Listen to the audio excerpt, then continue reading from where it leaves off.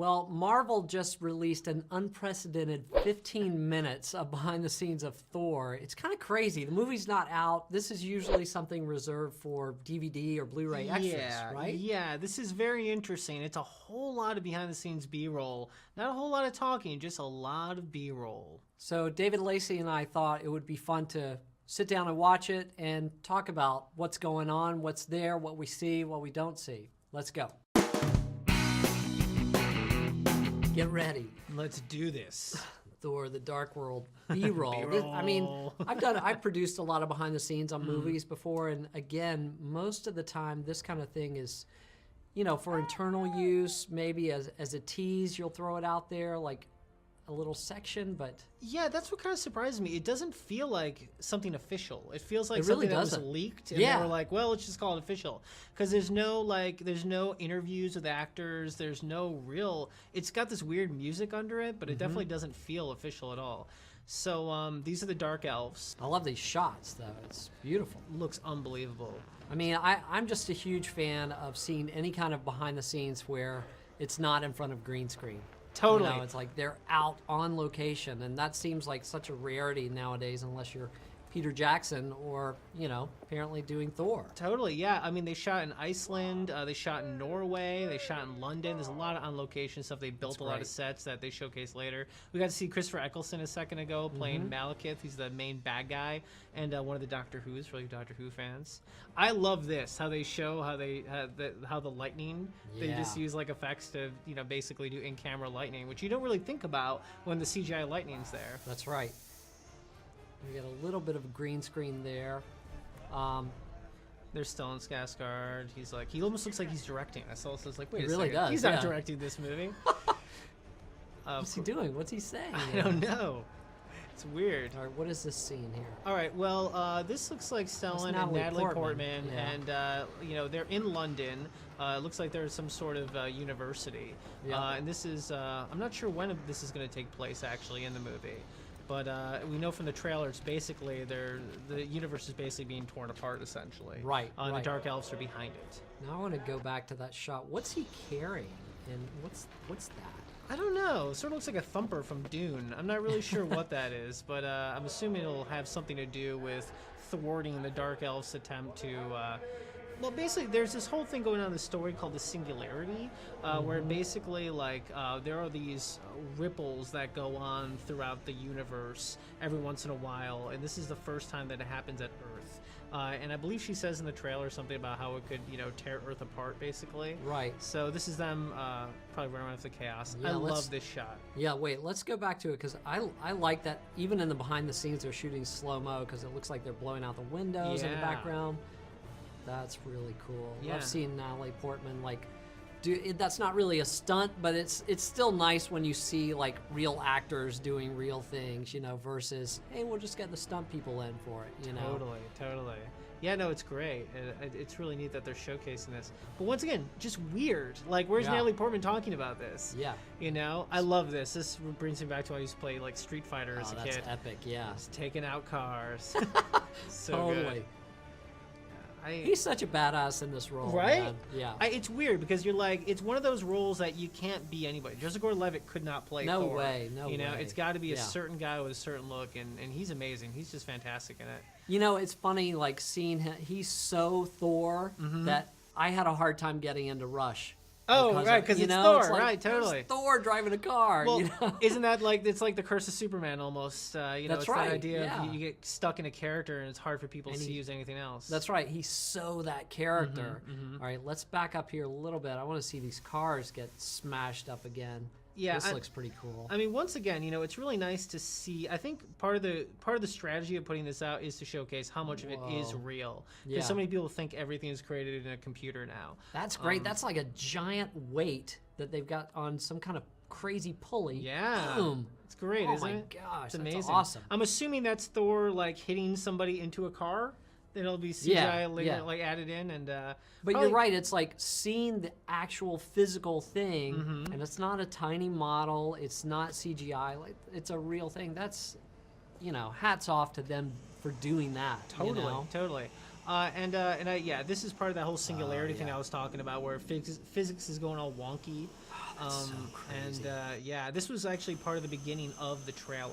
The device, I would love to hear the production designer, special effects guy talking about the device that's actually moving that truck. Oh yeah, totally. That thing in the back background, there. like right there. Mm-hmm. Oh my God. Yeah, it's pretty amazing. I mean, Whoa. it is nice to see how much of this is really practical. Yeah. So the big part about Jane Foster in this movie is she's really not happy with Thor for basically not hitting her up when he came back to Earth for the Avengers. Because you got to remember, the first Thor is That's almost right. a romantic comedy. Yeah, if it you think really about was, it. yeah. And so that's going to be part of the whole thing between them in this movie. It's like, you didn't even bother to call. What's up? Exactly. But apparently also it's going to be, so Chris O'Dowd's in this movie too, which I Love thought was him. pretty cool. Yeah. Great actor. Yep. I'm assuming he's some sort of, boyfriend or maybe boyfriend of Jane. I'm But gonna of course, back it up a little bit. So my computer's having some issues because this file is like so high res. That's the Yeah. other thing. It's like this is like a real high res, full on camera capture. It's incredible. It's almost raw out of the camera. Totally. I mean, and it looks unbelievable too. Yeah, it does. Poor Chris. How is he ever going to compete with Thor? Yeah. I hope he's not like a jerk. And then it's like, I hope Right. like it's even better when he's a nice guy. But it's like, who can compete with Thor? Right. And they showed this in the trailer, and basically in the trailer, this is where he sort of sucks her back up in Asgard. That's and right. They have their adventure together. Sorry I didn't call you in the Avengers. but, Exactly. My bad. But I'm here now. This movie actually takes place a year after the Avengers and a year and a half after Thor. Okay. So now this is kind of going into what the movie's going to be, a big part of what Thor and his guys are sort of dealing with in this movie, which Yeah. is the Bifrost Bridge got destroyed in the first movie. Okay. And so the Nine Realms have sort of gone out of control. Gotcha. So they basically have to show up and like stop all the fighting. Also there's this whole new group that they're going to showcase a little later called the Marauders. They're essentially these people outside the Nine Realms that are essentially space pirates. Now this is interesting. This is actually Zachary Levi from Chuck. Oh, really? Yeah, now he's playing the role of Fandral, which was actually played by Okay. Josh Dallas. But Josh Dallas is now in Once Upon a Time, so he wasn't able to do it. I love that. Jeez, Isn't that that's great? an amazing shot. Let's go back and watch that again. That is Unbelievable. epic. I know. Slow-mo, and that's him, right? That's Zach. Yeah, it's totally Zach. And, doing and this is great obviously, stunts. this looks like Chris. It actually totally doing looks it. like Chris. And That's a big-time stunt. I Even know. though you're on a wire, like, he's I know. moving. It's hard to gauge because they shot it in slow motion, so you can't... it's amazing, though, isn't it? Yeah, I mean, Whoa. and look, they're going to CGI add the hammer later. So there's no hammer actually yeah, there. Interesting. Yeah, this is so cool. Oh, my gosh. I love that he's Thanks. doing his own stunts, man. That's just... Well, I'm sure, he's one of these, like, tough Aussie guys. I'm sure he wants to do more than they Whoa. allow him to do. Right. Because, they got to make a movie. But that looks great. But it's the kind of thing where a lot of these actors, especially in these superhero movies, where they're not wearing a mask, it's like I want to do my own stunts. And even sometimes when they are wearing a mask, Robert Downey Jr. They were filming Iron Man 3 in North Carolina, and he twisted his ankle. Yeah, and he was when they were shooting because he was insistent on doing stuff. And of course, you can walk down the stairs and twist your ankle. You can't really prevent that, but still it left the production. They had to go on hiatus for several months. And some of the shots they actually ended up having with a replacement and putting his face on the replacement. right. Because That's they right. have that date. They have to come out in May no matter what. Yep. This is Sif. Of course, she is one of the great warriors of Asgard. I want to go back and see her riding. That looks really cool. Yeah, Jamie Alexander. And also in the She comic looks books. like a badass. Oh, totally. Hang on, my computer's free. Here we go. Okay. And also, in the comic books, she's actually one of Thor's love interests also. So it looks like from the trailer there's going to be a bit of friction maybe between her and Jane Foster for Thor's affection. And here she is just being a total badass. Totally Wonder Woman, right? I mean, yeah, look really. at that. There's some good choreography in these, these fight sequences. Like that's a lot of people to choreograph, like fighting. You know what I mean? Totally. And Look it at that. just goes to show, you get a guy like Alan Taylor who's great at shooting stuff like Game of Thrones, these giant epic battle scenes, and you're really going to get a lot out of that. I mean, it looks like they're shooting Braveheart. It's no doubt. Now, this is interesting. They actually built a bunch of new sets for this movie because so much of it takes place in Asgard. Right. And this is actually the pub. They have a pub. I love it. What's it called? The Asgard pub? I'm not sure, actually, but it should be, right? Yeah, seriously. Maybe it's like Pub cool. Asgard. Maybe it's punk. Maybe it's Valhalla. You know, it's like a cool punk pub. But That's awesome. And this is like a courtyard. Yeah, they actually built a bunch of different really cool sets. I actually read that they actually looked at some of Jack Kirby's designs. Of course, the great Jack Kirby. This is Idris Elba, of course, plays a Heimdall. And now blue screen.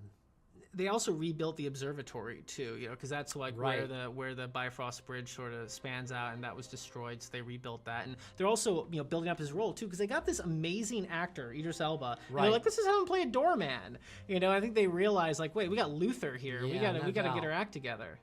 So it's gonna be pretty interesting to see what happens here. There's Odin, of course, in there, and a bunch of Asgardians. Love it. And this is back at the pub. The back of the pub. Yeah, there's Volstagg, played by Ray Stevenson. You know, he was the Punisher in one of the Punisher movies. Oh, really? That's right. But he was also, in Rome, so kind of a sort of in this genre. There's Zach Levi again, playing Fandral with the ladies. Now, do you think, is this after the battle, before? What do you think? This seems like where are we? After like one of the battles, probably in the beginning, Yeah. and certainly before I think a lot of the bad stuff really happens. Right, This is another set they built, which was the just a courtyard, training courtyard. How How do they do that snow? It's I love that amazing. it's real snow. I know, you're right. You know, It's not CG. like CGI Totally, snow. Let's go totally. back and look at that. I mean, It's amazing. that's awesome. I know. It's unbelievable, isn't it? Yeah. This Alan Taylor being a boss. Yeah. Yeah, I'm really excited. You know, it's really cool to have someone like him direct this. And yeah, you're right. The slow motion stuff looks so good. It's so cool. Now, Thor basically has taken on a lot more responsibility in this. He's sort of acting almost like King in this movie. So that's kind of why he looks a little more stressed out during a lot of the trailer. He's taking real, responsibility for the kingdom. This is great. I love this. Wow. This is the coolest thing ever, right? Trained crow. I know. It's unbelievable. Now, Odin actually had to break a lot of rules to get Thor back to Earth in the Avengers. Right. So that's also going to be part of this, of sort of the toll that it takes on him. Comeuppance kind of thing? Yeah, exactly. Interesting. Even though he's Odin, he's pretty all-powerful, but, And, and this looks like him either talking to Odin or talking to Loki, but I think it's him talking to Odin. And again, these sets just look Unbelievable, right? fantastic. They're huge. I just love. I mean, I know obviously a movie like this, they do tons of CGI and special effects, but just seeing so many real sets and real backgrounds where it's not a matte painting, it's real. I would think that comes across to the actors too. Oh yeah. Oh totally. Because then they don't have to pretend right. that tennis ball is something. That's right. I mean, I know. I'm sure you heard all the stories about Ewan McGregor being so frustrated on Star Wars. Totally. Where it's like, I'm just in front of a green screen, 24 hours a day. Especially a guy like Anthony Hopkins, who really he's only done so many movies with green screens. Most of his stuff are on sets, on stage, and it really does help.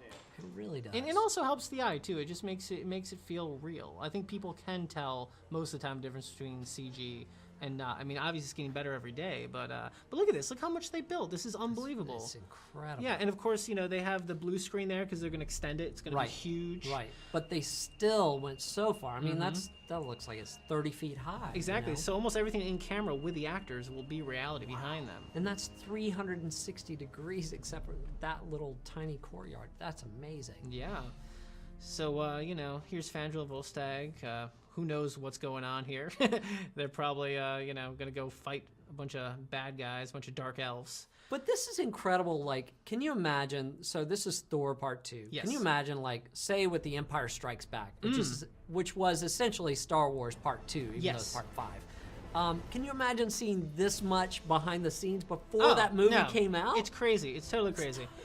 It's crazy. It is very strange, yeah. And it's funny because Alan Taylor actually specifically said he wanted to make this like Empire Strikes Back. Interesting. In the way that the movie goes. Mm-hmm. Also, you notice that Loki's got like a lot of stuff in his like cage, unlike a lot of other people.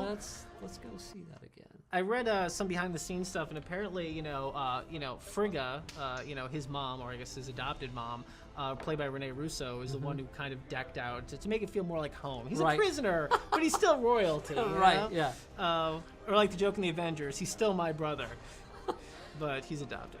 Tom Hiddleston's amazing. A character that relatively was, not even that well known unless you're in comic circles, is now pretty big. People love Tom Hiddleston, and they were even upset that he wasn't really going to be part of Avengers 2. Okay. Because he's so amazing. So this movie also is going to have a big prison break scene too, by the Marauders. That prison looks kick-ass. Isn't that amazing? I know. It almost does feel like they just put this out to see, look what we built. Yeah, seriously. Look how much is really real. You know what? You're right. Because George Lucas would have never done that with the, like nothing but green episode screen. 1, Exactly. where it's like, here's some actors, standing in front of green screen, and pretending to fight people. Whereas this is like the real deal. Yeah, a lot of money went into this, but I know, it looks amazing. I like that they're really fleshing out the world of Asgard. It's almost like in The Last Man of Steel with, Krypton. It's just this idea of really making these fictional worlds feel real instead of just throwing them into, the Earth. Yeah. Now, something's going on here. He's freaking out. Some hardcore acting going on with Tom Hiddleston. Now, I can't believe they showed this. Wow. This is actually Curse. All right, let's go back. Yeah. All right, his feet are all bloody. He must have been kicking something. Yeah, this is Adewale Akinwumi Agbaji I'm just going to pause it there Curse. for a second. Isn't that amazing? I'm sorry. Who is it? Adewale Akinwumi Agbaji. Wow. He's been around for a long time. And he basically, the character of Algrim the Strong, he essentially gets turned into this character Curse. And I'm very surprised they're showing this in here, because I thought it would be a little more of a tease, because before we only saw him from a distance in one of the trailers. But yeah, he's going to be one of the main guys. He's basically like double the strength of Thor in the comic books.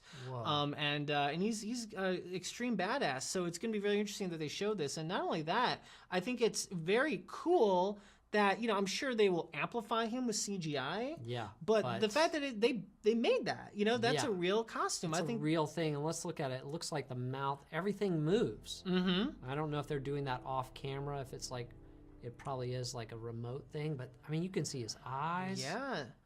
No, I think they built. I think that's actually the actor doing that. It looks unreal. And I'm very impressed by that, because I was expecting him to be fully CG. Whoa. Yeah, that looks really cool. And I'm glad you're here to unveil and school me in all these details, because, this is incredible. So this is probably inside the Ark, which is the Dark Elves' ship. Now, what's interesting is they use like black holes in order to, pull themselves through space. Right. This is, of course, once again, Christopher Eccleston plays Malekith. Now, in this movie, the Dark Elves have been gone for 5,000 years. Okay. No one's seen them. Thor's granddaddy fought them, right? Okay. And now they're coming back, and Malekith, sort of like feels like he should be the one in charge. He should be the ruler of the universe. And so he's coming back, but it's also a revenge tale for him, trying to get back at, Thor's family, essentially. Gotcha. And that must be somewhere in Asgard. Look at Tom Hiddleston. It's like a pro athlete. You can't follow him. The camera couldn't even keep up. Yeah. So it's interesting. There will be guns in this universe. They'll mostly be like laser type guns. That'll be cool. But the Marauders actually have weapons from like all of the different realms, including Earth. So there's gonna be a nice hodgepodge of different sort of weird weaponry. I love seeing them like checking out what they're doing behind the scenes, like. Yeah. Seeing how it's working, it just looks like the actors are really involved and really, Well, especially Tom Hiddleston, he knows that character so well that he can actually, talk to different directors about what he thinks, and they listen to him. This is the kind of guy he's sort of like a Kenneth Branagh of his time, but just his prime is during these superhero movies. So he's playing Loki, but he's a great actor. And I think a lot of people, get that from him. Right. It's so easy to make this character just an easy, spin the mustache sort of character. Sure, yeah, and that's right. An exceptional actor. He brings so much depth to this role. It's phenomenal. Yeah, he's fantastic. So I have no idea what's going on here, but it looks fairly exciting. Sure. There's no dialogue, but he's saying so much with just his eyes. Mm-hmm. So this is Rene Russo, and it looks like Natalie Portman in there too. Yep. And, once again, this is the hall. Looks unbelievable. It really does. It's really exciting to see how much of this is going to take place in Asgard, which I felt like a lot of people, they wanted to stray away from that in the first movie because they didn't want to make it like another Lord of the Rings. Right. But they felt at this point like, the first movie was a success, and now, people that love the comic books want to see this stuff. Yeah, let's go there. Wow. Well, there we go. 2013 Marvel. Yeah. I mean, that is beyond a tease. Totally. Yeah, there's a lot there. And they've released so much about Thor. Mm-hmm. It's incredible. I mean, usually there's a lot of times you go to the movies and trailers. Obviously one of the greatest things to me about going to the movies is watching the trailers. Totally. And so much of the time there's this, man, I feel like I just watched the whole movie. Mm-hmm. I think there's a real art to how much you give away, how much you don't. And even though this is almost 15 minutes of behind the scenes, I think Marvel's doing a great job with it because it just makes me want to see that movie even more. You know what I mean? I agree. I think this is for people that are really interested in the craft of film. I think this is for people that also have an attention span. I mean, I think they weren't too worried about giving too much away because honestly, like this is not something that somebody who only likes to watch, Instagram videos is going to sit through. It's 14 minutes, almost no dialogue. The music is not very exciting. Right. So it's really for the dedicated fan or the person that wants to see stuff behind the scenes, the people who love filmmaking. Sure. Yeah. So I think it was actually very smart to put this out, if nothing else, just to showcase, look how much of this is real, look how exciting this movie looks, without too many, talking heads giving away all the plot points. I mean, you got very little from this, honestly, of plot points. Yeah, we're still not sure what's happening. Yeah, but exactly. It's just little teases and little moments of, okay, this place and this world they're creating already just on this behind the scenes camera looks kick-ass. Totally. So imagine what with their real movie camera and once it's been, color corrected and, all the effects have been put in, it's going to be unbelievable. Totally. It's going to be great. November 8th. November 8th. Can't wait. What do you guys think about all this, the material and footage that Marvel is dumping into the universe on Thor 2? Are you enjoying it? Do you think it's too much? Are they giving away too much? Let us know in the comments below. David, thanks for stepping in and watching this and walking me through it because you definitely saw a lot more than I knew about. So, well, I had a great time. Thanks for having me in. Cool, man. See you next time. Ladies, children, cheer. Some people call me a terrorist. I consider myself a teacher. Lesson number 1. Heroes. There is no such thing.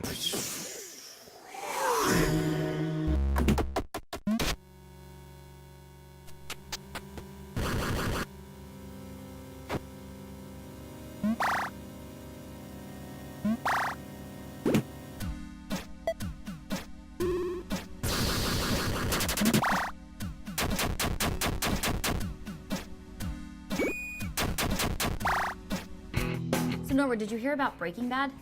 Yeah, it's over. I'm bummed. Yeah, no, apparently Katzenberg is at MIPCOM in France right now talking to the creators of Breaking Bad about offering them $75 million to create 3 additional episodes. That's insane. Hold on to your broomsticks, boys and girls, because while practicing my wizardry, I mean, code breaking, I uncovered a terrifying conspiracy that involves Hollywood, J.K. Rowling, and the ancient religion of Wicca. Right here on Conspiracy Cinema. Do you like movies but don't have time to see them in theaters? And then forget to watch them when they come out on Netflix? You think actors are cool, but you can't remember all those names? Well then welcome to Kate's Movie Review. Hey, you like movies? No, it's movies with... Welcome to Movies with Kate. Run around a forest with a stone-faced expression while killing more animals and making more money than basically anyone your age ever. Then get all moody and depressing, throw a couple of cuss words around, and learn to dance. Now listen up, because this is an important step. Win the Oscar. If you've done all of that already, well, you're well on your way to becoming Jennifer Lawrence.